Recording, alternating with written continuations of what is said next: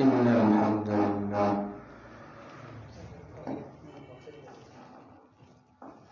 نحمده ونستعينه ونستغفره ونعوذ بالله من شرور أنفسنا ومن سيئات أعمالنا من يهده الله فلا مضل له ومن يضلل فلا هادي له وأشهد أن لا إله إلا الله وحده لا شريك له وأشهد أن محمدا عبده ورسوله يا أيها الذين آمنوا اتقوا الله حق تقاته ولا تموتن إلا وأنتم مسلمون يا أيها الناس اتقوا ربكم الذي خلقكم من نفس واحدة وخلق منها زوجها وبث منهما رجالا كثيرا ونساء واتقوا الله الذي تساءلون به والأرحام إن الله كان عليكم رقيبا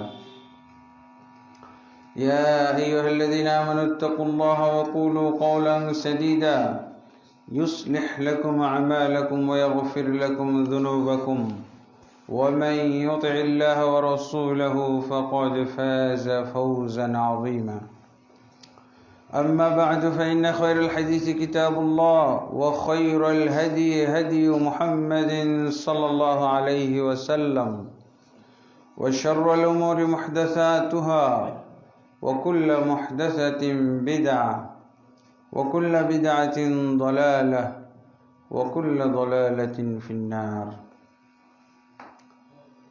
أما بعد فأعوذ بالله من الشيطان الرجيم حافظوا على الصلوات والصلاة الوسطى وقوموا لله قانتين فإن خفتم فرجالا أو ركبانا فإذا أمنتم فاذكروا الله كما علمكم ما لم تكونوا تعلمون وقال سبحانه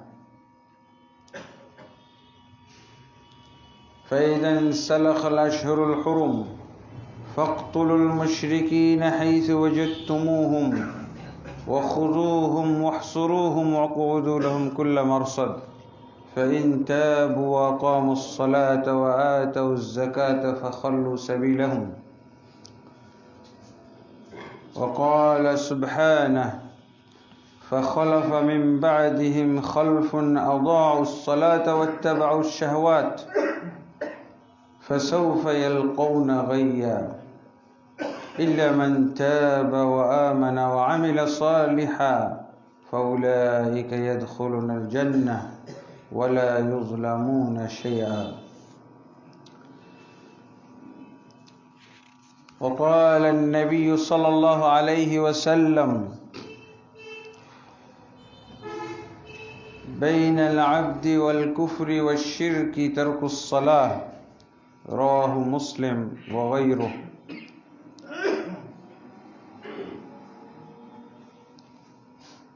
وقال النبي صلى الله عليه وسلم رأس الأمر الإسلام وعموده الصلاة وذروة سنامه الجهاد رواه الترمذي وغيره আলহামদুলিল্লাহ আল্লাহ তাবারক ওয়া তাআলার অসংখ্য অগণিত হামদ সানা গুণগান এবং তারিফাত যে আল্লাহ তাবারক ওয়া তাআলা আমাদেরকে নানান ধরনের বিপদ আপদ নানান ধরনের বালা মুসিবত সমস্যা সংকটের মধ্যেও সুস্থ রেখে নিরাপদে রেখে আমাদেরকে সালাতুল জুমা আদায় করার জন্য টোক বাজারস্থ এই সহি আকীদার মসজিদে সালাতুল জুমা আদায় করার জন্য আসার তৌফিক দান করেছেন ফালিল্লাহিল হামদু ওয়াল মিন্নাহ আলহামদুলিল্লাহি রাব্বিল আলামিন অতঃপর নবী মুহাম্মদুর রাসূলুল্লাহ সাল্লাল্লাহু আলাইহি ওয়াসাল্লামের প্রতি অসংখ্য অগণিত সালাত সালাম নাজিল হোক যে নবী মুহাম্মদুর রাসূলুল্লাহ সাল্লাল্লাহু আলাইহি ওয়াসাল্লামের আদর্শবান হইতে পারলে দুনিয়া এবং আখিরাতের যাবতীয় কল্যাণ দেওয়ার আল্লাহ তাবারক ওয়া তাআলা আমাদেরকে আশ্বাস দিয়ে রেখেছেন। সেই নবীর প্রতি সংক্ষেপে আমরা সালাত সালাম পড়ি। আল্লাহুম্মা সাল্লি আলাইহি, আল্লাহুম্মা বারিক আলাইহি, আল্লাহুম্মা সাল্লিম আলাইহি। অতঃপর সম্মানিত মুসল্লিয়ানে কেরাম, আজকে ইসলাম ধর্মের দ্বীন ইসলামের একটি অত্যন্ত গুরুত্বপূর্ণ বিষয়ে আলোচনা করব। সেই বিষয়টি হলো সালাত বিষয়ে। তাওহীদের পরে সালাত হলো ইসলামের সবচেয়ে গুরুত্বপূর্ণ, সবচেয়ে দামি আমল, ইবাদত। এই সালাতকে বলা হয়েছে হাদিসের ভাষায় রাসুল আমরি আল ইসলাম। সব বিষয়ের মাথা হলো ইসলাম। রাস মানে হলো মাথা। যত বিষয় আছে সমস্ত বিষয়ের মাথা হলো কি, প্রধান হলো কি, ইসলাম।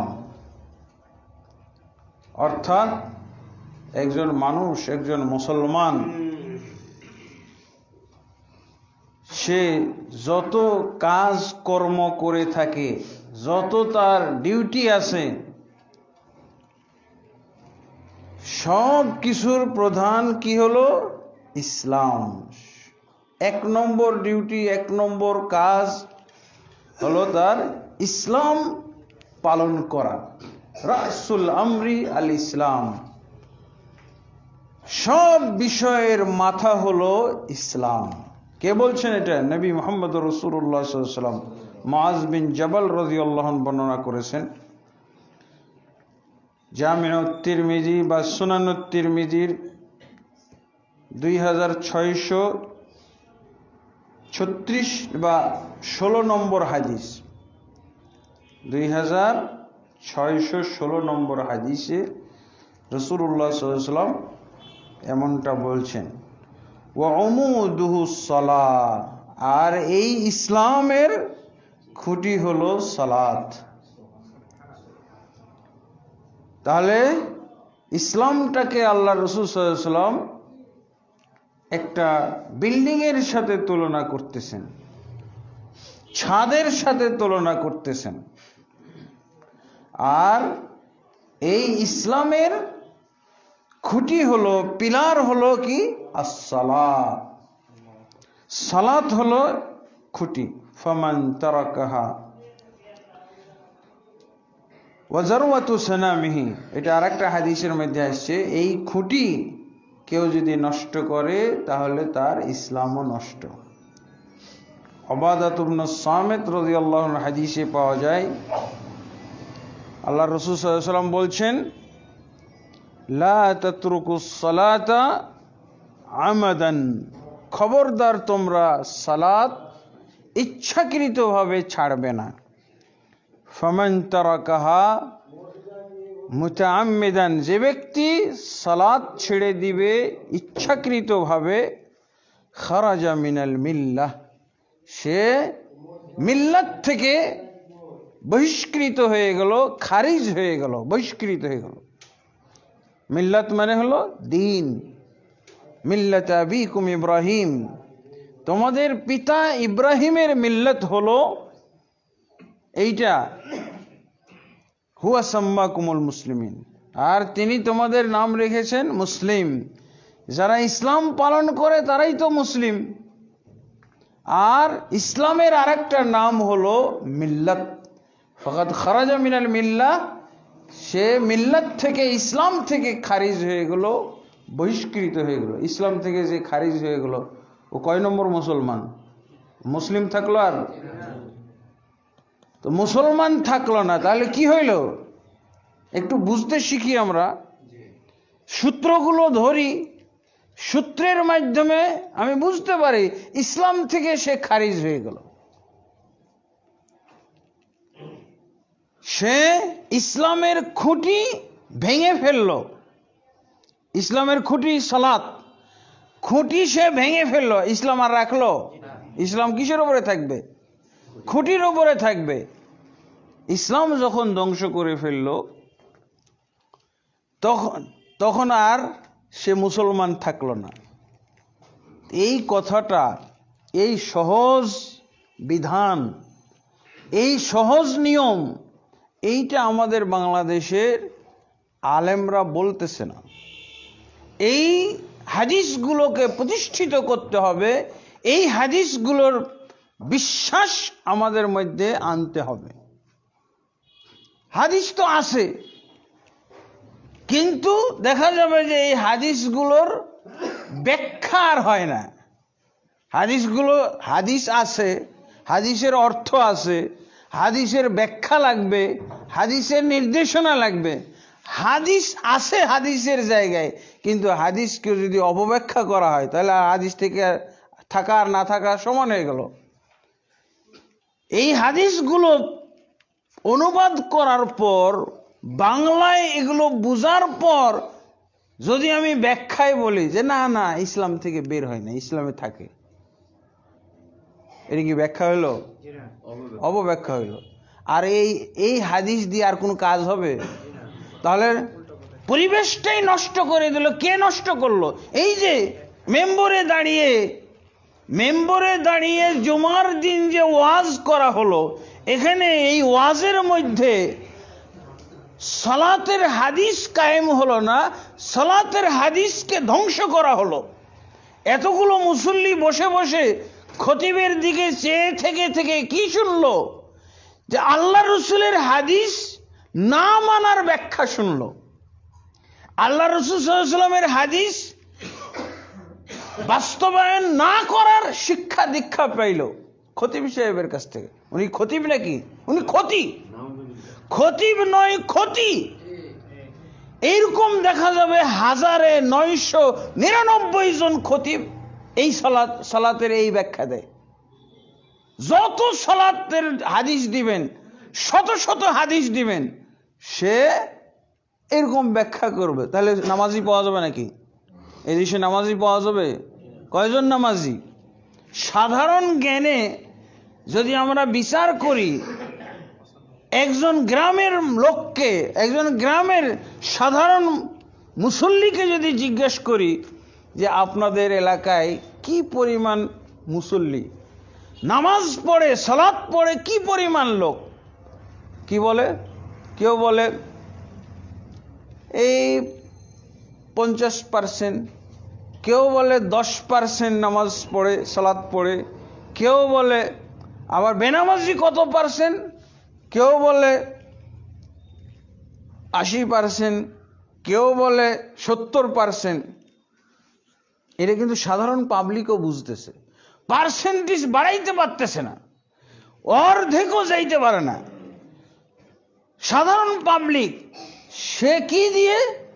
শুধু সমাজ সম্পর্কে তার যে একটা আইডিয়া, তার একটা ধারণা আছে, বাস্তব ধারণা, এই বাস্তব ধারণা থেকেই সে বলতে পারে না যে মুসল্লি বেশি। কি বলে? সালাত ত্যাগকারী বেশি। সালাত যারা পড়ে না তাদের সংখ্যা বেশি। কত সংখ্যা বেশি জানেন? এটা একটা হিসাব আছে। ইসলামী ফাউন্ডেশনের হিসাব মোতাবেক 98% হলো বেনামাজি। কোথায়? এই বাংলাদেশে 98% কি? বেনামাজি। বেনামাজি হওয়ার 10টা মতো কারণ। আমি এই যে একটা আমার সালাত ত্যাগকারীর বিধান বই আপনারা এর আগে হয়তো পাইছেন, বুঝেছেন? এই বই নিয়ে একেবারে দেওবন্দ পর্যন্ত খবর হয়ে গেছে। বাংলাদেশে হাটহাজারী দেওবন্দ পর্যন্ত এই বই নিয়ে এই বইয়ের বিরুদ্ধে মিটিং হয়েছে কোথায়? ঢাকা রাজধানী থেকে সবকিছু পরিচালনা হয় না? এই বইয়ের বিরুদ্ধে ষড়যন্ত্র পরিচালনা হয়েছে।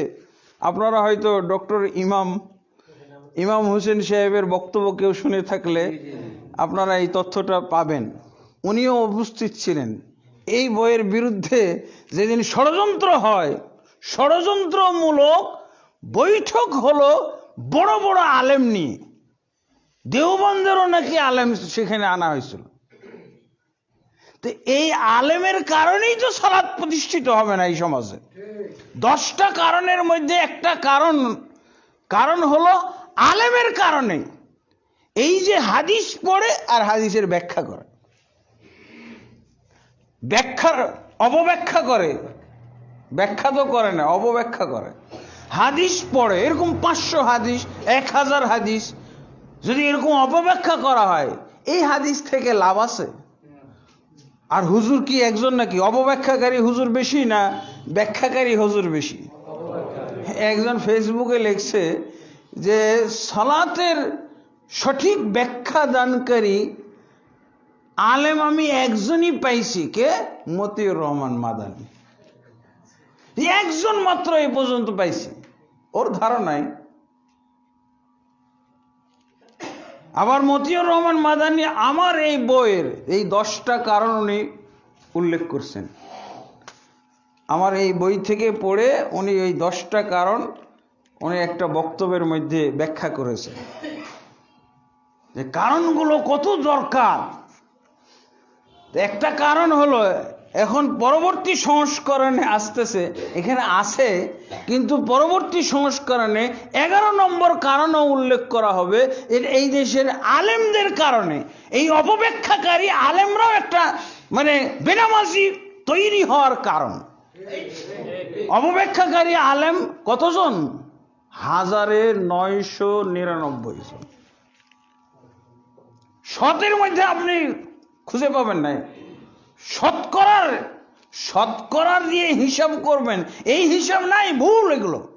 আপনি 1000 দিয়ে ধরবেন, 1999 জন অপব্যাখ্যাকারী, তো সালাত কায়েম হবেন, 98 হবে না কেন? তারপরও তো আবার এটার ভাগ আছে। 2% যে নামাজি হলো সালাত পড়ার লোক, এগুলো আবার হিসাব নিকাশ যদি করতে যান, যেটা সহি কায়দায় পড়ে, সুন্নতি কায়দায় পড়ে না দেশি কায়দায় পড়ে, হ্যাঁ, না মাযহাবী কায়দায় পড়ে, না হুজুরের কায়দায় পড়ে, মুফতি মুহাদ্দিসদের কায়দা পড়াও এই 2%-এর মধ্যে লোক আছে। আল্লাহ রাসূল সাল্লাল্লাহু আলাইহি সাল্লাম তো সাহাবীর সালাতও ক্যান্সেল করছেন। কয়বার করে ক্যান্সেল লিখছেন? 3 বার। বলছে তোমার সালাত আমি দেখেছি, তোমার সালাত হয় নাই, তুমি আবার পড়ো। তো কত পার্সেন্ট হয়েছে আর কত পার্সেন্ট হয় নাই বলছে? পুরোটাই আবার পড়ো। কাকে বলতেছে? কোন হুজুরকে বলছিল? সাহাবীর দাম কি হুজুরের চাইতে বেশি না? সাহাবীর আমল কি হুজুরের চাইতে খাঁটি না? অনেক বেশি। সরাসরি রাসূল সাল্লাল্লাহু আলাইহি ওয়াসাল্লামের কাছ থেকে তারা ওয়াজ শুনতো, দিক নির্দেশনা পাইতো। তারপরও সে সালাতের দিক নির্দেশনাটা পুরোপুরি আয়ত্ত করতে পারে নাই। সে যে পদ্ধতিতে সালাত পড়তেছিল আল্লাহ রাসূল সাল্লাল্লাহু আলাইহি ওয়াসাল্লাম দেখে ফেলেছেন। তা সাহাবী যেই পদ্ধতিতে সালাত পড়ে, এটার নাম কি? এটা কি হুজুরি পদ্ধতি? এটা কি মুফতি পদ্ধতি? এটা সাহাবী পদ্ধতি। সাহাবী পদ্ধতি, নবীর পদ্ধতির বরাবরই কি সাহাবী পদ্ধতির দাম না? নাকি ডাইরেক্ট 1400 বছর পরের পদ্ধতি চলে আসবে? নবীর পরে পরে সাহাবী পদ্ধতির দাম, গুরুত্ব। তা আল্লাহ রাসূল সাল্লাল্লাহু আলাইহি ওয়াসাল্লাম যেটা দেখছেন সালাত, যে সাহাবী পদ্ধতির সালাত। তা আল্লাহ রাসূল সাল্লাল্লাহু আলাইহি ওয়াসাল্লাম সাহাবী পদ্ধতিকে কি করলেন? ক্যান্সেল করে দিলেন। এর যে ফসল্লি ফাইন্নাকা লাম তুসাল্লি, যাকে আল্লাহ রাসূল দেখতেছেন ও সাহাবী ছাড়া কিছু হইতে পারে? তাকে কি বলছেন? তুমি ফিরে যাও, আবার ওই সালাতটা পড়ো, তোমার সালাত হয় নাই, মোটেই হয় নাই, 100%ই হয় নাই। তারপর সে আবার পড়লো, আবারও আল্লাহ রাসূল সাল্লাল্লাহু আলাইহি ওয়াসাল্লাম একই ফতোয়া দিলেন। এটা কিসের ব্যাপারে? সাহাবী পদ্ধতিতে সালাত পড়তেছে। সাহাবী কি আর আমাদের হুজুরের পদ্ধতিতে পড়তেছে নাকি? কোন মাযহাবী পদ্ধতিতে, ইমাম আবু হানিফা রাহমাতুল্লাহ পদ্ধতিতে পড়তেছে? কার পদ্ধতিতে পড়তেছে? সাহাবী পদ্ধতিতে পড়তেছে। সাহাবী পদ্ধতির সালাতকে আল্লাহ রাসূল সাল্লাল্লাহু আলাইহি ওয়াসাল্লাম প্রথমবার ক্যান্সেল করলেন, আবার পড়লো, আবারও আল্লাহ রাসূল সাল্লাল্লাহু আলাইহি ওয়াসাল্লাম বললেন না, এবারও হয় নাই। এরপর আরেকবার পড়লো, তারপরও বললেন যে এবারও হয় নাই। কয়বার? 3 বার। এবার বেচারা সারেন্ডার করে বলতেছেন। কে সারেন্ডার করতেছে? সাহাবী। বলছি ইয়া রাসূলুল্লাহ, আমি এর চেয়ে সুন্দর সালাত যতবারই আমাকে পড়তে বলবেন আমি এইভাবেই পড়বো। সেটা কি পদ্ধতির সালাত ছিল? সাহাবী পদ্ধতি। আল্লাহ রাসূল সাল্লাল্লাহু আলাইহি ওয়াসাল্লাম সাহাবী পদ্ধতি ক্যান্সেল করে দিলেন। কোন পদ্ধতিতে সালাত তাহলে পড়তে হবে? একটাই পদ্ধতি, নববী পদ্ধতি। নবীর পদ্ধতিতে সালাত হবে। যদি নবীর পদ্ধতিতে সালাত না হয় তাহলে এটাও শেষ। এই যে 2% নামাজি পাওয়া গেল, এর মধ্যে সাহাবী পদ্ধতিতে দূরের কথা, কত রকমের পদ্ধতি যে আছে এর ভিতরে বলা যাবে না। এই দেশে বরং নবী পদ্ধতিটাই ক্যান্সেল করে দেওয়া হয়। যে এই কে জোরে আমিন বললো, ধর ধর ধর।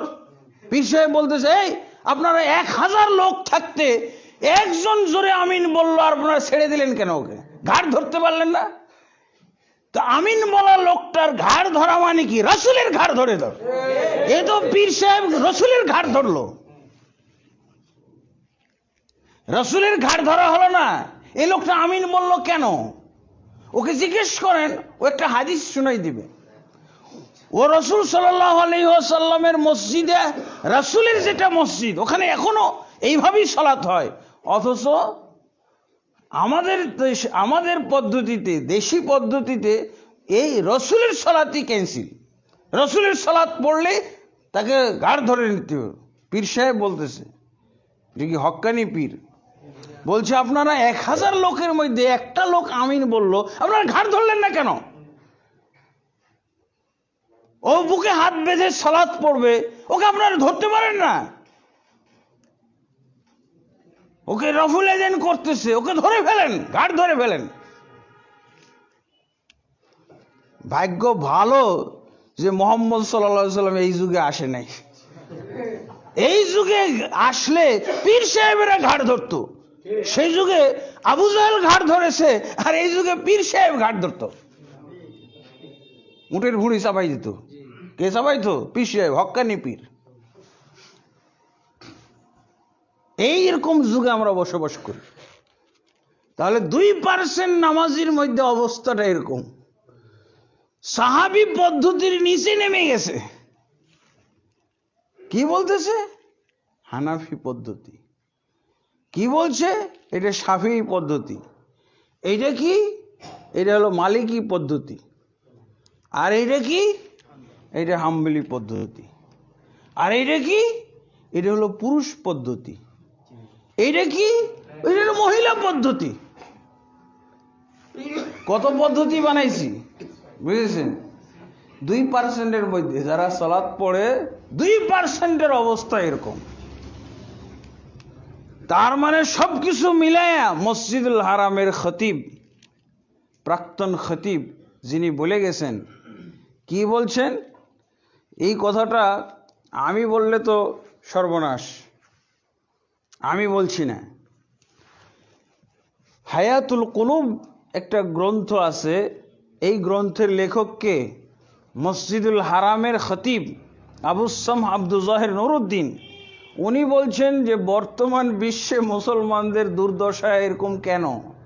এই মুসলমানগুলোকে যদি যাচাই করা হয় নবীর ইসলাম দ্বারা, নবীর দাওয়াতের মাধ্যমে, নবীর ইসলাম দ্বারা, নবীর দাওয়াতের মাধ্যমে যদি এগুলোকে যাচাই করা হয় তাহলে হাজারেও একজন মুসলমান পাওয়া যাবে কিনা সন্দেহ। কার সন্দেহ এটা? আকরামুজ্জামানের সন্দেহ না, মসজিদুল হারামের খতিব আবুস সামহ আব্দুল জাহির নুরউদ্দিন। কিতাবের নাম হলো হায়াতুল কুলুব 57 পৃষ্ঠা, কিতাবটা আমার কাছে আছে। এটা চিন্তা ভাবনা করছি অনুবাদ করব, দেখা যাক। হ্যাঁ, অনুবাদ করে এটা ছাপানো হবে, কি যে অবস্থা হবে আল্লাহ জানে। হ্যাঁ, এত মুসলমান কম, আর এটা উনি কোথায় বসে এই জরিপটা দিয়েছেন? মসজিদুল হারামে বসে।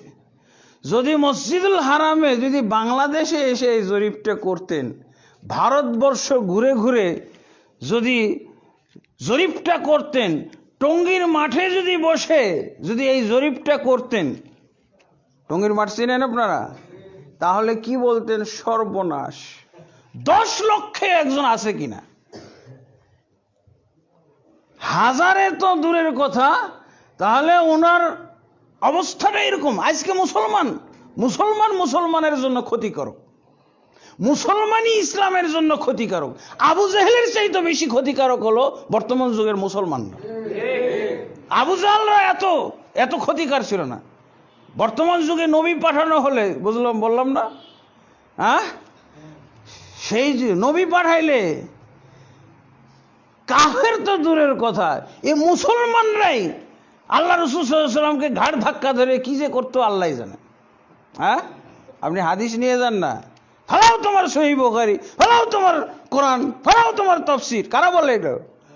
হিন্দুরা বলে নাকি? মুসলমানরা, মুসলমানদের পীর মুর্শিদ মুফতি মুহাদ্দিস। অথচ এই বই লিখতে যে আমার লেখকের কাছে অনুমতি নিতে গেছি, ভূমিকায় লেখা আছে, লেখকের কাছে অনুমতি নিতে গেছি। প্রায় 1 মাস মতো এই লেখকের সাথেই ছিলাম মক্কায়।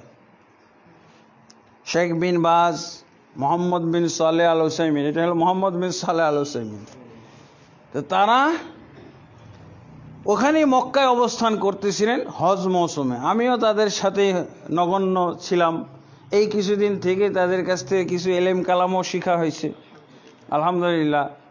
সৌদি আরবের সব বড় বড় আলেমদেরকে একত্র করা হয়, সব হজ মৌসুমে মক্কায় থাকতে হবে। তো সেই সুবাদে আমি জানি যে আমার নিচতলায়, আমি উপরে 10 তলায় ছিলাম, আর উনি হলো 5-6 তলায় মনে হয়েছিল। তা আমি আসরের পরে ওনার রুমে ঢুকলাম, ঢুকে এই বইটার কথা বললাম যে আপনার এই বইটা, এটাই হলো সালাত কায়েমকারী। সালাতের ফায়দা দিয়ে কি হবে ভাই? সালাত না পড়লে ক্ষতি কি? ক্ষতির কারণে মানুষ ওই জিনিসটার গুরুত্ব দেয়। ফায়দা আছে, আমি ফায়দা দিয়ে কি করব? আমার ফায়দার দরকার নেই। কিন্তু ক্ষতি যদি থাকে ওখানে, ক্ষতি কি? এখানে আপনারা কয়জন মুসল্লি পাইছেন? যদি ধরেন যে 50 টাকা, 100 টাকা, 500 টাকা করে যদি নোট দেওয়া হয়, তাহলে তো এই মসজিদের আশপাশে কোনো জায়গা দেওয়া যাবে না। জায়গা দেওয়া যাবে? আর যদি বলা হয় যে আজকে যেহেতু ঢাকার থেকে খতিব আসতেছে, এই মসজিদে যদি সালাত কেউ না পড়ে তাহলে 500 টাকা জরিমানা হবে, তাহলে আরো বেশি হবে না? 500 টাকা পুরস্কার দরকার নেই আমার। যদি আরো কঠিন হয় শাস্তিটা, যদি জরিমানার থেকে বলছি 1 দিন করে জেলে রাখা হবে, তাহলে আরো বেশি হয়ে যাবে না? তো আমাদের দেশে কি পাওয়া যায়? ফায়দা পাওয়া যায়। সালাতের ফায়দা আছে, বহুত ফায়দা আছে, 4টা ফায়দা আছে, 10টা ফায়দা আছে, কিন্তু ক্ষতি কি? ক্ষতি একটাও নাই। সালাত না পড়লে কোনো ক্ষতি নেই। তো এই বইটার মধ্যে ক্ষতি দেওয়া আছে, বুঝেছেন? আমি বললাম এই বইয়ের দরকার আমার। এই বই আমাদের বাংলাদেশিদের জন্য আমি অনুবাদ করব, আপনি আমাকে এটা ছাপানোর অনুবাদ এবং ছাপানোর অনুমতি দেন। বলছে তুমি পারবা না। যে কি কারণ? মদিনা ইউনিভার্সিটিতে পড়ি আমি। বলছে এই বইয়ের একটা শব্দের কারণে আমার বই ধ্বংস হয়ে যাবে। কি বলছে? এই বইয়ের মধ্যে আমি প্রমাণ করেছি যে সালাত ত্যাগকারী, যে সালাত পড়ে না, সেই ব্যক্তি কাফের। এই বইয়ের মধ্যে আমি এটা সাব্যস্ত করেছি।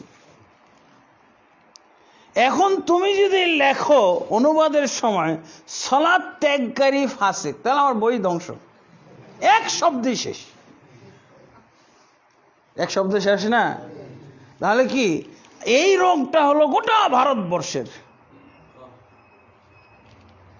গোটা ভারতবর্ষের লক্ষেও একজন আলেম হয়তোবা এই বইটা অনুবাদ করতে পারবে না তার দর্শন অনুযায়ী। কারণ কি? তার দর্শন হলো সালাত ত্যাগকারী ফাসিক। তো দ্বিতীয় তাকে অনুবাদ করতে যে না না না না না না না, আমার বই ধ্বংস, একটা শব্দেই বই ধ্বংস পুরা। আমি বললাম যে শেখ, আমি এটা বুঝেছি দেখেই আপনার বইটা অনুবাদ করতে যাচ্ছি, আমার দ্বারা এই মিস্টেক হবে না ইনশাল্লাহ। তো বলছে আচ্ছা ঠিক আছে, তাহলে অনুমতি দেওয়া হলো। ভূমিকার মধ্যে আছে বই, জানি না আপনাদের এলাকায় আছে কিনা, পাওয়া যায় কিনা। তা আলহামদুলিল্লাহ, তারপরে উনি অনুমতি দিলেন। এখানে 10টা কারণ উল্লেখ করা হয়েছে। আমাদের বাংলাদেশে 98 কেন 98, হ্যাঁ, আর 2% মধ্যেও তো আবার ঝামেলা আছে। কোথায় যে ঠেকবে, ওই মসজিদুল হারামের খতিবের পার্সেন্টেজ নিতে হবে, হাজারের সাথে মিলাইতে হবে, হাজারে একজন নামাজি আছে কিনা, হ্যাঁ, হাজারে একজন নামাজি আছে কিনা সেটা মসজিদুল হারামের খতিবের সাথে মিলাইতে হবে। ওইটাই বলি ছোটখাটোটা। আকীদাগত দেখলে, আকীদাগত দিক মাপলে তো আরো বিপদ, আরো বিপদ না? তো যাক আলহামদুলিল্লাহ। তা আল্লাহর রসুল সাল্লাল্লাহু আলাইহি সাল্লাম কি বলছেন? সালাত হলো সবচেয়ে প্রধান এবং 1 নম্বর, সবকিছুর মাথা হলো ইসলাম। আর এই সালাতের, এই ইসলামের খুঁটি হলো সালাত। সালাত ছেড়ে দিল, খুঁটি ধ্বংস করে ফেললো, ইসলামও ধ্বংস হয়ে গেল। তো এই ব্যাপারে দেখা যায় যে বিভিন্ন ধরনের শব্দ আল্লাহ রসুল উল্লেখ করেছে, বিভিন্ন ধরনের শব্দ। এত শব্দ হুজুর কয়টার অপব্যাখ্যা করবে? দেখি আমি শব্দগুলো ব্যবহার করি আর হুজুরদের অপব্যাখ্যার ডিউটি দিয়ে দিই। হ্যাঁ, অনেক হুজুর কিন্তু এগুলো শোনে। অনেকগুলো শব্দ আছে, যেমন সহিহ মুসলিম শরীফে একটা হাদিস যে আমি পাঠ করেছি। হাদিসে কি আল্লাহ রাসূল সাল্লাল্লাহু আলাইহি ওয়াসাল্লাম বলছেন, বাইনাল আবদি ওয়াল কুফরি ওয়াশ শিরকি তারকুস সালাহ। আল্লাহর বান্দা, খাঁটি বান্দা এবং শিরককারী এবং কুফরকারী, কাফের এবং মুশরিকের মধ্যে পার্থক্য হলো সালাত ত্যাগ করা। সহিহ মুসলিমের হাদিস। এরপরে আল্লাহ রাসূল সাল্লাল্লাহু আলাইহি ওয়াসাল্লাম কি বলছেন? এটা বাইনানা ইন্নাল আহদাল্লাযী বাইনানা ওয়া বাইনাহুম আস-সালাহ। এটা কি বোঝা গেল না? মুসলমান আর কাফেরের মধ্যে পার্থক্য, মুসলমান আর মুশরিকের মধ্যে পার্থক্য হলো সালাত ত্যাগ করা। তার মানে কি, যে মুসলিম সে সালাত পড়বে, আর যে মুসলিম না, কাফের বা মুশরিক, সে সালাত ত্যাগ করবে, সালাত পড়বে না। ক্লিয়ার কথা? তারপরও তিরমিজি, নাসাই, ইবনে মাজাহ এইসব হাদিসের মধ্যে আসছে আল্লাহ রাসূল সাল্লাল্লাহু আলাইহি ওয়াসাল্লাম বলছেন, আব্দুল্লাহ বিন বুরাইদা রাদিয়াল্লাহু আনহু বর্ণনা করছেন, আল্লাহ রাসূল সাল্লাল্লাহু আলাইহি ওয়াসাল্লাম বলছেন, নিশ্চয়ই আমাদের মাঝে, মুসলিমদের মাঝে এবং কাফের মুশরিকের মাঝে চুক্তি হলো একটা, সেটা কি? সালাত। এই সালাত পড়লে মুসলিম, সালাত না পড়লে কাফের মুশরিক। ফামান তারাকাহা ফাকাদ কাফারা। যে ব্যক্তি ছেড়ে দিল এই সালাতকে, সে ব্যক্তি কাফের হয়ে গেল। করো অপব্যাখ্যা কত পারো, অপব্যাখ্যার হাদিসগুলো দেই, অপব্যাখ্যা যেগুলো করবে। আল্লাহ রাসূল সাল্লাল্লাহু আলাইহি ওয়াসাল্লাম অপর হাদিসে বলছেন, উবাদাহ ইবনে সামিত রাদিয়াল্লাহু বর্ণিত হাদিস, রাসূলুল্লাহ সাল্লাল্লাহু আলাইহি ওয়াসাল্লাম আমাদেরকে উপদেশ দিয়েছেন, বেশ কিছু উপদেশ। তার মধ্যে একটা উপদেশ হলো সালাত বিষয়। লা তাতরুকুস সালাহ, খবরদার তোমরা সালাত ত্যাগ করবে না। ফামান তারাকাহা মুতাআম্মিদান, যে ব্যক্তি সালাত ত্যাগ করবে ইচ্ছাকৃতভাবে, খারাজা মিনাল মিল্লাহ, সে মিল্লাত থেকে বের হয়েছে গেল। এখন যদি হুজুর বলে যে এটা মিল্লাত থেকে বের হয়েছে, হ্যাঁ, মিল্লাত পাউডার, ইসলাম থেকে বের হয়নি, ও মিল্লাত পাউডার থেকে বের হয়ে গেছে, হ্যাঁ, এটা হইল ইসলাম ধর্ম থেকে বের হয়ে গেছে। করুক অপব্যাখ্যা, কিন্তু মুসলমানদের মধ্যে এতগুলো হাদিস শোনার পর একটা অর্থ আসবে না যে এতগুলো শব্দ আল্লাহ রসুল ব্যবহার করলেন। মুআজ বিন জাবাল রাদিয়াল্লাহু আনহু হাদিস তো আমরা শুনলামই, যে সালাত হলো ইসলামের খুঁটি, যে ব্যক্তি সালাত ধ্বংস করে ফেললো সে ব্যক্তি ইসলামকেই ধ্বংস করে ফেললো। এরপরে আবু উবাদা ইবনে সামিত রাদিয়াল্লাহু আনহু আরেকটা হাদিস পাওয়া যাচ্ছে, লা ইসলামা লিমান তারাকা সালাতা, ওই ব্যক্তির ইসলাম থাকতে পারে না যে ব্যক্তি সালাত ছেড়ে দিল। কতগুলো শব্দ মুসনাদ আহমদ, মুসন্নাফ ইবনে আবি শায়বা ইত্যাদি গ্রন্থের মধ্যে আছে। তাহলে ইসলামই থাকে না যে সালাত ত্যাগ করে। আব্দুল্লাহ ইবনে মাসউদ রাদিয়াল্লাহু আনহু বর্ণনা, মান তারাকাস সালাতা ফালা দীন লাহু, যে ব্যক্তি সালাত ছেড়ে দেয় ওর দিন ধর্মই নাই, বিধর্মী সে, দিন ধর্ম আর নাই। মুহাম্মদ বিন নসর আল মারওয়াজি সহিহুত তারগীব ওয়াত তারহিবের মধ্যে হাদিস এসেছেন, তাবরানী কবিরের মধ্যে এসেছে। আবু দারদা রাদিয়াল্লাহু আনহু থেকে বর্ণিত হাদিস, লা ঈমানা লিমান লা সালাতা লাহু, ওই ব্যক্তির ঈমান নেই যার সালাত নাই। আর কি শব্দ লাগে? এখনো আপনার বিশ্বাস হয় না সালাত ত্যাগ করার পরে কাফের হয়ে যায়, মুসলমান থাকে না? ইসলাম ভঙ্গের কারণগুলো তো আমাদের দেশে হুজুররা শুনলে তাজ্জব হয়। আবার ইসলাম ভঙ্গের কারণ আছে নাকি? ইসলাম কি নষ্ট হয় নাকি? আমাদের বাংলাদেশে ইসলাম খুবই শক্ত, এটা কোনোভাবেই নষ্ট হয় না। যত লাত্থান গুতানের ভাঙেন, হাতুড় মারেন, কিচ্ছু হবে না। এই দেশের ইসলাম এত শক্ত, হ্যাঁ, নেতাদের ইসলাম তো আরো শক্ত। যাই বলুক যাই করুক ইসলাম ওর কোনোভাবেই যাবে না। একটা বলতেছে হুজুরদেরকে কটাক্ষ করতেছে নেতা, বলছে আমি আরবি পড়া, আমি শিশুকাল থেকে আরবি পড়ি, কোরআন কত খতম দিয়েছি। আরবি আর ইসলাম এক হইল? আরবি রিডিং পড়ে, আরবি কোরআনেরও রিডিং পড়তে পারে, এটাই ইসলাম? হ্যাঁ, এটাই ইসলাম হইল? আবু জাহেল তো এর চেয়ে সুন্দর রিডিং পড়তে পারতো। রিডিং পড়লে কি ইসলাম হয় নাকি, মুসলমান হয় নাকি? হুজুরদেরকে কটাক্ষ, হুজুরদের চাইতে সে শিক্ষিত, মাদ্রাসা পড়লেই হয়। আমি বাড়িতে কত কোরআন পড়লাম, কোরআন পড়া এটা ইসলাম? কোরআন হিন্দুরা পড়ে, বৌদ্ধরা পড়ে, ইহুদিরা পড়ে, খ্রিস্টানরা পড়ে, তাও কোরআন দ্বারা তারা উপকৃত হয়। এ তো কোরআন দ্বারা কোনো উপকারও পায় না। কোরআন দ্বারা ইহুদি খ্রিস্টান কোরআন পড়লে দেখবেন কোনো একটা বিজ্ঞান বাইর করতেছে। সুরাফিল পড়ে ওরা জেট বিমান তৈরি করে ফেলছে, সুরাফিল পড়ে যুদ্ধ বিমান বানাই ফেলছে। হ্যাঁ, এ কি করলো? এটাকে কোরআন পড়া বলে, এটাকে দিন বলে, এটাকে ইসলাম বলে? ওদের ইসলাম মানাও তো অনেকটা ভালো আছে, যা কোরআন থেকে কিছু একটা বাইর করছে। ওটা তো আমাদের দেশেও উড়ে না, যুদ্ধ বিমান তো আমাদের দেশেও উড়ে। সুরাফিল গবেষণা করে ওরা যুদ্ধ বিমান বানাইলে একটা কাজে লাগলো। আর এই নেতাজি কি বলতেছে, ও কোরআনের রিডিং পারে, তো রিডিং পড়ে কি হবে বেটা? রিডিং পড়ে কোনো কিছু হয়? খুব জোর সোয়াব পাওয়া যায়, তারপরে সোয়াব তো সারা জীবন রিডিং এর মধ্যে থাকলে এক পয়সাও সোয়াব নেই। রিডিং পড়তে হবে, তারপর তরজমা পড়তে হবে, তারপর তাফসির পড়তে হবে, তারপর কোরআনের এই তাফসির নিয়ম বলছেন কি? ওসমান রাদিয়াল্লাহু আনহু এবং ইবনে মাসউদ রাদিয়াল্লাহু বলছেন, কুন্না নাতাআল্লামু মির রাসূলিল্লাহ সাল্লাল্লাহু আলাইহি ওয়াসাল্লাম 10 আয়াতিন ওয়া লা নাতাজাওয়াজুহুন্না হাত্তা আলিমনা মা ফিহি মিনাল ইলমি ওয়াল আমাল। কোরআন পড়ার নিয়ম শিখ, ওসমান রাদিয়াল্লাহু আনহু, আব্দুল্লাহ বিন মাসউদ রাদিয়াল্লাহু কি বলছেন যে আমরা আল্লাহর রাসূল সাল্লাল্লাহু আলাইহি ওয়াসাল্লামের থেকে 10টি আয়াতের সবক নিতাম। কি বলছেন?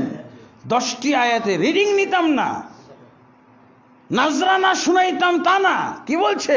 আল্লাহ রাসূল সাল্লাল্লাহু আলাইহি ওয়াসাল্লামের কাছে আমরা 10টি আয়াতের সবক নিতাম। 11 নম্বর আয়াতে যেতাম না যতক্ষণ পর্যন্ত এই 10টি আয়াতের ভিতরে কি ইলম আছে আর কি আমল আছে, কি ইলম আর কি আমল আছে। এই বেটা তোর রিডিং এর মধ্যে এগুলো আছে নাকি? ওই ইহুদিটাও তো ভালো কাজ করলো, ও বিমান বানাই দিল, যুদ্ধ বিমান বানাইতে পারলো, তো কিছু বানাইতে পারে? কি বানাইতে পারছে? মুয়াও বানাইতে পারে না। মুড়ি দিয়ে যে মুয়া এটা পারে? ওই যে কিনা খায়। তো যুদ্ধ বিমান বানাইলো, ইহুদি খ্রিস্টান পড়লো, লাভ আছে। কিন্তু এই ধরনের মুসলমানদের এই কোরআন পড়াতে কোনো লাভ নাই, আছে? ইহুদি খ্রিস্টান পড়লো, কিছু লাভ হচ্ছে, মুসলমানদের লাভ হয়েছে না? এই বাংলাদেশের আকাশে যুদ্ধ বিমান ওড়ে না, কোথার থেকে পাইলো? তো ওদেরকে দিল, ওরা পড়লো তাও ভালো আছে এদের চাইতে, ওরা কিছু একটা বানাবে। সবচেয়ে ক্ষমতাধর যে ক্ষমতা মোকাবেলা করার তাদের সাহস ছিল না মক্কাবাসীর, আল্লাহ তাবারক ওয়া তাআলা তাদেরকে বিমান পাঠিয়ে দিলেন। হ্যাঁ, যে তোমরা স্থল ভাগে তাদের মোকাবেলা করতে পারবে না, ঠিক আছে আমি বিমান পাঠিয়ে দিতেছি, যুদ্ধ বিমান। সূরা ফিলের মধ্যে ঘটনা আছে না? এই আমার ভাই একজন বার্মিংহাম ইউনিভার্সিটি থেকে পিএইচডি করছেন, উনি বলছেন এই জেট বিমান বানানোর বিজ্ঞান হলো, যুদ্ধ বিমান বানানোর বিজ্ঞান তারা পেয়েছে এই সূরা ফিল থেকে। ওরা পড়লে উপকার আছে, কিন্তু এরা পড়লে কোনো উপকার নাই, ক্ষতি আর ক্ষতি, পড়লেই ক্ষতি। আল্লাহ হেফাজত করুন। তাহলে এরপর আসেন, আর কত শব্দ লাগবে? তারপরে লাস্ট হলো ওমর ইবনুল খাত্তাব রাদিয়াল্লাহু থেকে বর্ণিত, লা হাজ্জা ফিল ইসলামি লিমান তারাকাস সালাত। আব্দুর রাজ্জাক, মুসান্নাফ ইবনে আব্দুর রাজ্জাকের মধ্যে হাদিস এসেছে, তিনি বলছেন কি, ওই ব্যক্তির ইসলামে কোনো অংশই থাকে না যে ব্যক্তি সালাত ছেড়ে দেয়। আর এটা কখন বলেছিলেন? ইবনুল কাইয়িম রাহমাতুল্লাহ আলাইহি এই হাদিসটা নিয়ে এসেছেন। এই যে 9টা হাদিস দেওয়া হলো, 9টা হাদিসের কয়টার অপব্যাখ্যা করবা? হ্যাঁ, কয়টার অপব্যাখ্যা করবা? অপব্যাখ্যা করলে আলেম হয়? অপব্যাখ্যা করলে ইসলামের দুশমন হয়? ইসলামের দুশমন দোষ সেজে বসে আছে না। যারা ইসলামের, যারা হাদিসের অপব্যাখ্যা করে, যারা কোরআনের আয়াতের অপব্যাখ্যা করে, এরা কখনো ইসলামের দোস্ত নয়, বন্ধু নয়, এরা হলো শত্রু। এরাই ইসলামের 12টা বাজাইছে। কোরআনের আয়াত দিয়ে একটা বোঝা যায়, আর ব্যাখ্যা করলে আর এক জিনিস হয়ে যায়। কারণ আর কি, এটার নাম কি? কোরআনের বিকৃতি। এটার নাম হলো সুন্নাহ হাদিসের বিকৃতি। এরপর আসেন, তাহলে কি বোঝা গেল? সালাত ত্যাগকারী কি মুসলমান থাকতে পারে? আচ্ছা, কাফের, মুশরিক, যেটা ভালো লাগে শুনতে, কোনটা ভালো লাগে আপনার? কাফের, মুশরিক, মুরতাদ, এই 3টা শব্দের মধ্যে যে কোনো একটার অধিকারী সে। আর যখন এরকম সাব্যস্ত হয়ে গেল, এরপরে কাফের মুশরিকের যে বিধান, সেই কাফের মুশরিকের বিধান প্রযোজ্য হবে কিনা? হ্যাঁ, তাহলে এবার শুনেন, সালাত ত্যাগকারী ব্যক্তির কয়েক প্রকার সে ক্ষতি এবং শাস্তির সম্মুখীন। আখেরাতের শাস্তি তো কি? জাহান্নাম না? ফিনারি জাহান্নাম খালিদিনা ফিহা, তারা জাহান্নামের চিরন্তন অধিবাসী হবে। যারা মুশরিক, যারা কাফের, যারা মুরতাদ, তাদের শাস্তি জাহান্নাম। এটা হলো আখেরাতের। এই পর্যন্ত শেষ। দুনিয়াতে কোনো শাস্তি, দুনিয়াতে কোনো তাদের ক্ষতি পরিণতি আছে কিনা এটা জানা দরকার। কারণ আমরা নগদটা চাই। আখেরাত তো কবে হবে না হবে, হ্যাঁ, এটা নিয়ে বিরাট সন্দেহ সংশয় আছে এই বাংলাদেশের মুসলমানদের। নগদ দুনিয়াতে কি সমস্যা, সালাত ছেড়ে দিলে দুনিয়ার সমস্যাগুলো আলোচনা করি। ধর্মীয় ক্ষেত্রে বেনামাজি যারা সালাত পড়ে না তারা কয়েকটা ক্ষতি ইসলাম ধর্মে তাদের উল্লেখ করা হয়েছে। তার মধ্যে প্রথম ক্ষতি কি? ধর্মীয় ক্ষতি। ধর্মীয় ক্ষতি কি? ওই ব্যক্তির জন্য কোনো দোয়া পড়া যাবে না, তার জানাজা পড়া যাবে না, হ্যাঁ, তার জন্য দোয়া করা যাবে না। আপনারা দোয়া করেন নাকি? বেনামাজি ব্যক্তির জন্য জীবিত থাকলো দোয়া, খালি একটাই দোয়া করা যাবে, আল্লাহ তাকে হেদায়েত করো, আল্লাহ তাকে সালাত নামাজি বানাই দাও, এই দোয়াটা করা যাবে। আল্লাহ তাকে রহম করো, আল্লাহ তার গুনাহ মাফ করে দাও, আল্লাহ তার রুজিতে বরকত দাও, আল্লাহ তার চাকরিতে বরকত দাও, এগুলো দোয়া করা যাবে না। কি দোয়া করা যাবে? আল্লাহ তাকে হেদায়েত দান করো, তাকে নামাজি বানাও। যখন হেদায়েত প্রাপ্ত হবে, নামাজি হয়ে যাবে, তারপর এগুলো দোয়া সব। আল্লাহ তাকে রহম করো, আল্লাহ তার প্রতি দয়া করো, আল্লাহ তার রুজিতে বরকত দান করো, এগুলো সব। তার ভালো চাকরি দান করো, তাকে অঢেল সম্পদের মালিক বানাই দাও, এগুলো সব তখন করা যাবে, হ্যাঁ। কিন্তু বেনামাজি থাকা অবস্থায় করা যাবে না। আর যদি মারা যায় ওই ব্যক্তির সালাত পড়া যাবে না, জানাজা পড়া যাবে না। সূরা তাওবার ৮৪ নম্বর আয়াত, ৮৪ নম্বর। আল্লাহ কি বলছে? ওয়ালা তুসাল্লি আলা আহাদিম মিনহুম মাতা ওয়ালা তাকুম আলা কবরিহি আবাদান ওয়ালা তাকুম আলা কবরিহি। ওদের কেউ যদি মারা যায়, হে মুহাম্মদ সাল্লাল্লাহু আলাইহি সাল্লাম, ওদের নাম আছে? ওদের এই সর্বনাম কার দিকে গেল? কাফের, মুশরিক, মুনাফিক, মুরতাদ, সবাই যারা ইসলামের মধ্যে নাই, সোজা কথা। কিন্তু জানাজা পড়ে, আবার জানাজা পড়ে। আমাদের দেশে নাস্তিকেরও জানাজা হয় না? নাস্তিকদের জানাজা হয়, বেনামাজির জানাজা হয়, হ্যাঁ, কমিউনিস্টের জানাজা হয়। আল্লাহ কি বলছেন মুহাম্মদ সাল্লাল্লাহু আলাইহি সাল্লামকে? তাদের কেউ মারা গেলে খবরদার তুমি তাদের জন্য সালাত পড়বে না, অর্থাৎ জানাজা পড়বে না, কখনোই না। কি বলছেন? কখনোই না। ওয়ালা তাকুম আলা কবরি, ওর কবরের পাশে দাঁড়াইবে না, কবরের আশেপাশে দাঁড়াইবে না। যেখানে ওর কবর দেওয়া হবে ওর দূর দিয়ে যাও, দূরত্ব বজায় করো, ওর কবরের পাশ দিয়েও যাবে না, দাঁড়াইবে না। ইন্নাহুম কাফারু বিল্লাহ, কারণ তারা আল্লাহর সাথে কুফরি করেছিল এবং রাসূলের সাথে কুফরি করেছে। ওমাতু হুম ফাসিকুন, এবং সে সীমালঙ্ঘনকারী অবস্থায়, ইসলামের গণ্ডি বহির্ভূত অবস্থায় সে মারা গেছে। কার ক্ষেত্রে এটা প্রযোজ্য? এটা ধর্মীয় জীবনে বেনামাজির ক্ষতি না? তাহলে সালাত পড়া যাবে, তার জন্য দয়ার দোয়া করা যাবে, রহমতের দোয়া করা যাবে, মাফ করে দাও আল্লাহ দোয়া করা যাবে, হ্যাঁ, তার রুজি রুটিতে বরকত দাও, এটা দোয়া করা যাবে। তো ধর্মীয় ক্ষেত্রে এটা কত বড় ক্ষতি না? হ্যাঁ, আচ্ছা, যাই হোক, ব্যক্তি জীবনে ক্ষতি কি? ব্যক্তি জীবনে অনেকগুলো ক্ষতি। এটা ধর্মীয় ক্ষতিটাও আসতে পারে তার ব্যক্তি জীবনে। ব্যক্তি জীবনে আরো তার ক্ষতি হলো যে তার সম্পদের, এটা কি বলে, তার যে পরিবার আছে, এটা পরিবারের পারিবারিক জীবন জড়িত আছে এখানে। সে বাড়ির যে অভিভাবক ছিল, স্ত্রীর স্বামী ছিল, ও আর স্বামী থাকবে না, তার স্বামী কাটা যাবে, বউ হারাবে, বউ আর তার থাকবে না। কারণ কি? আল্লাহ রাসূল সাল্লাল্লাহু আলাইহি ওয়াসাল্লাম। এবং সে কারো বিবাহ দিতে পারবে না, সে কন্যা সন্তান যদি থাকে তার বিবাহ দিতে পারবে না, বিবাহ দেওয়া জায়েজ না। আল্লাহ রাসূল বলে লা নিকাহা ইল্লা বিওয়ালি, বিবাহ শাদী দিতে পারবে না ওয়ালি ছাড়া। আর এ ওয়ালি হওয়ার যোগ্য না। নামাজি কোনো মেয়ের, নামাজি কোনো বোনের সে বিবাহ দিতে পারবে না, ওলি হইতে পারবে না। তাহলে তার ব্যক্তি জীবনে এগুলো ক্ষতি। ব্যক্তি এবং পারিবারিক জীবন একসাথে জড়িত,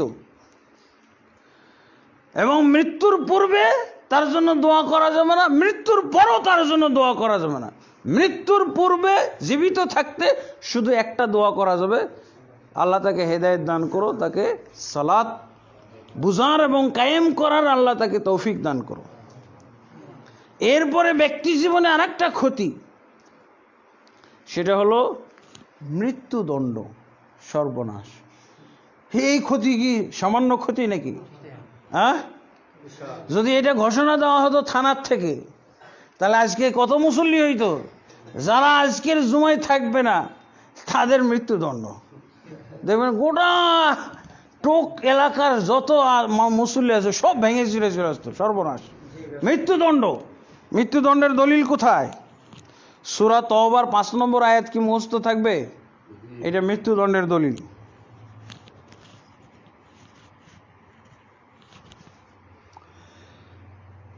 মৃত্যুদণ্ড, তাহলে এটা ব্যক্তি জীবনে কত বড় ক্ষতি। এগুলো যাই ক্ষতি ছিল, এটা তো আরো মহা ক্ষতি। তার আর জানটাই থাকতেছে না। ইসলামী রাষ্ট্রে তার শাস্তি হলো মৃত্যুদণ্ড। এটা কোথায় পাওয়া যাবে? হাদিস বলার আজকে আর সময় নেই, খালি কোরআনের আয়াতগুলো দি। সূরা তওবার 5 নম্বর আয়াত আর সূরা তওবার 11 নম্বর আয়াতও পাওয়া যাবে। সূরা তওবার 5 নম্বর আয়াতে বলা হয়েছে, যতক্ষণ পর্যন্ত সে তওবা না করবে, সালাত পড়া শুরু না করবে এবং যাকাত দেওয়া না শুরু করবে, ততক্ষণ পর্যন্ত তার জানের নিরাপত্তা নাই, তাকে হত্যা করো। ফাকতুলুল মুশরিকিন হাইসু ওয়াজাদতুমুহুম, যেখানেই এদেরকে পাও সেখানে হত্যা করো। হ্যাঁ, ওটা পুরো ব্যাখ্যা করার সময় নেই, সারসংক্ষেপ বললাম। আর তার দিন ধর্মও থাকবে না। যদি সালাত না পড়ে তাহলে তার দিন ধর্ম শেষ হয়ে যাবে। এটা 11 নম্বর আয়াত। ফাইন তাবু ওয়া আকামুস সালাতা ওয়া আতাউজ যাকাতা ফাখাল্লু সাবিলাহুম। আল্লাহ কি বলছেন? যদি তারা তওবা করে, সালাত কায়েম করে, যাকাত আদায় করে, তাহলে তাদের রাস্তা ছেড়ে দাও। আর নাহলে যদি গ্রেফতার করে রাখছো, বাইন্ধে রাখছো, তাকে এই বান্ধার মধ্যেই খতম করো, তাকে হত্যা করো। এই আয়াতগুলো জানেন, বাংলাদেশে যারা নাস্তিক, যারা মুরতাদ, যারা বেনামাজি, তারা এই আয়াতগুলোকে সন্ত্রাসী আয়াত বলে। কোরআনের সন্ত্রাসী আয়াত আছে নাকি? আল্লাহ কি সন্ত্রাসী নাকি? এগুলো সন্ত্রাসী, তাদের দৃষ্টিতে সন্ত্রাসী আয়াত। বেনামাজি, আমি সালাত পড়বো না, আমার ইচ্ছা, আমি যাকাত দিব না, আমি সিয়াম পালন করব না, আমি কোনো দিন ধর্ম পালন করব না, আমি এই দেশের 1 নম্বর নাগরিক বলে না? তো ওরা তো বলবে এই আয়াতগুলোকে সন্ত্রাসী আয়াত। কিন্তু আল্লাহ কোনো সন্ত্রাসী আয়াত নাজিল করেন নাই, কারণ আল্লাহ সন্ত্রাসী না। আল্লাহ কি দয়াবান, আল্লাহ গফুর গফফার, আল্লাহ রহিম রহমান, আল্লাহ কখনো সন্ত্রাসী না। তাহলে এরপরে গেল কি ক্ষতি? অর্থনৈতিক ক্ষতি। অর্থনৈতিক ক্ষতি মরার আগে, মরার পরেও। জীবিত থাকতে তার অর্থনৈতিক ক্ষতিটা কি?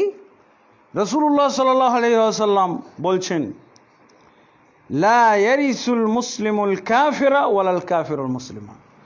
কোন মুসলিম ব্যক্তি কাফের ব্যক্তির ওয়ারিস হইতে পারবে না, আর কোন কাফের ব্যক্তি মুসলিম ব্যক্তির ওয়ারিস হইতে পারবে না। এই যে 9টা হাদিস, এতগুলো কোরআনের আয়াত দিয়ে কি বুঝাইলাম? বেনামাজি ব্যক্তি কাফের, তাহলে ও নামাজি পিতার ওয়ারিস হইতে পারবে? টাকা পয়সা পাবে? সে যদি তাকে বঞ্চিত ঘোষণা করে কোনো নামাজি পিতা মাতা, তাহলে একেবারে লিগ্যাল, একবারে এই হাদিস মোতাবেক। তারপরে রাসূলুল্লাহ সাল্লাল্লাহু আলাইহি সাল্লাম বলছেন, কোন ব্যক্তি যদি যাকাত দিতে গড়িমসি করে, সময় ওভার হয়ে যায়। আগে তো যাকাতেরও সময় দেওয়া হতো, যেমন সালাতের একটা নির্ধারিত সময় আছে না, এরকম যাকাতেরও নির্ধারিত সময় দেওয়া হতো। এই সময়ের মধ্যে যদি যাকাত না দেয়, তাহলে কি করা হইতো? তার অর্ধেক সম্পদ বাজেয়াপ্ত করে, তার আগে যাকাত আদায় করা হতো। আল্লাহ রাসূল সাল্লাল্লাহু আলাইহি ওয়াসাল্লাম বলছেন, মান আদ্দাহা মুতাজিরান ফালাহু আজরুহা ওয়া মান লাম ইউআদ্দিহা ফাইন্না আখিযুহা ওয়া শাতরা মালিহি। আল্লাহ রাসূল সাল্লাল্লাহু আলাইহি ওয়াসাল্লাম বলছেন, যে ব্যক্তি যাকাত সওয়াবের জন্য ইসলামের নিয়ম নীতিমালা হিসেবে আদায় করে দিবে যথাসময়ে, তাহলে তো সে এটার মাধ্যমে সওয়াব পাবে, তার ইসলাম বহাল থাকলো। কিন্তু যে ব্যক্তি যাকাত দিতে গড়িমসি করবে, সময় ক্ষেপণ করবে, পিছিয়ে দিবে, বিলম্ব করবে, আল্লাহ রাসূল সাল্লাল্লাহু আলাইহি ওয়াসাল্লাম বলছেন, আমি টোটাল সম্পদের যাকাত আদায় করব, এরপরে অর্ধেক আবার এটাকে অর্ধেক করে অর্ধেকটা বাজেয়াপ্ত করে নেব। এটা গেল সালাত ত্যাগকারী হইলে। আর নাকি যাকাত ত্যাগকারী, যাকাত বিলম্বকারী, ত্যাগকারী না। ত্যাগকারীকে তো কাফেরই ধরা হয়েছে। আবু বকর রাদিয়াল্লাহু আনহু কাদের সাথে যুদ্ধ করছিলেন? খলিফা হওয়ার পর। যাকাত ত্যাগকারীদের বিরুদ্ধে। সালাত ত্যাগকারী তো পাওয়াই যায় নাই। সালাত ত্যাগকারী থাকতে পারে এই সমাজে? মুসলমান সমাজে কখনো সালাত ত্যাগকারী লোক পাওয়া যাইতে পারে না।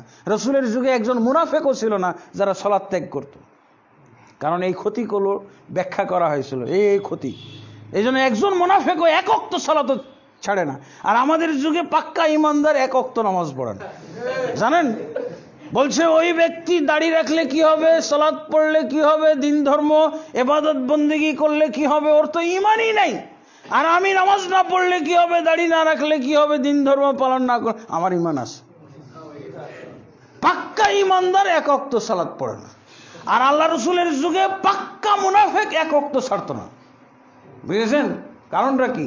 কারণ হলো যে ক্ষতিগুলো, আন্তর্জাতিক ক্ষতি। আন্তর্জাতিক ক্ষতি কি জানেন? আন্তর্জাতিক ক্ষতি হলো সে পৃথিবীর সব জায়গায় যাইতে পারবে, কিন্তু মক্কা মদিনায় ঢুকতে পারবে না।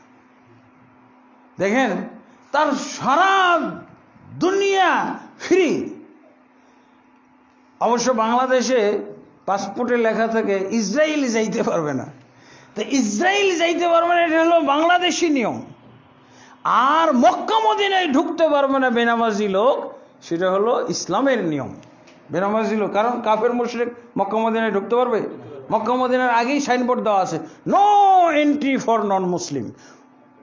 অমুসলিম ব্যক্তির এই এলাকায় ঢোকা, প্রবেশ করা নিষেধ, হারাম। ও এই নিষিদ্ধের মধ্যে। তাহলে আন্তর্জাতিক ক্ষতি না? সব জায়গায় যাইতে পারবে, কিন্তু শুধু মক্কা মদিনায় যাইতে পারবে না। এটা তার আন্তর্জাতিক ক্ষেত্রে ক্ষতি হয়ে গেল না? বিশাল ক্ষতি। অর্থনৈতিক ক্ষতি। অর্থনৈতিক ক্ষতি তো বললামই। সামাজিক ক্ষতি। সামাজিক ক্ষতি হলো এই ব্যক্তি যদি ব্যবসা বাণিজ্য করে, এই ব্যক্তি যদি কোনো গোশতের ব্যবসা করে, জবাই করে, গরু ছাগল জবাই করে আর বিক্রি করে, এর গোশত কেউ কিনবে না। এর গোশত কেনা হারাম, এর জবাই করা পশুর গোশত খাওয়া হারাম। এটা কি সামাজিক ক্ষেত্রে না? তারপরে সামাজিক ক্ষেত্রে তো তার এটাও একটা ক্ষতি, তার জানাজায় কেউ যাবে না। এটা সামাজিক ক্ষতি না? সমাজের কেউ তার জানাজায় পড়বে না, কেউ তাকে দাফন করতে যাবে না। হয়তো দাফন করবে, কারণ কি? দুর্গন্ধ ছড়াবে না? সে একটা দুর্গন্ধ হয়ে যাবে না?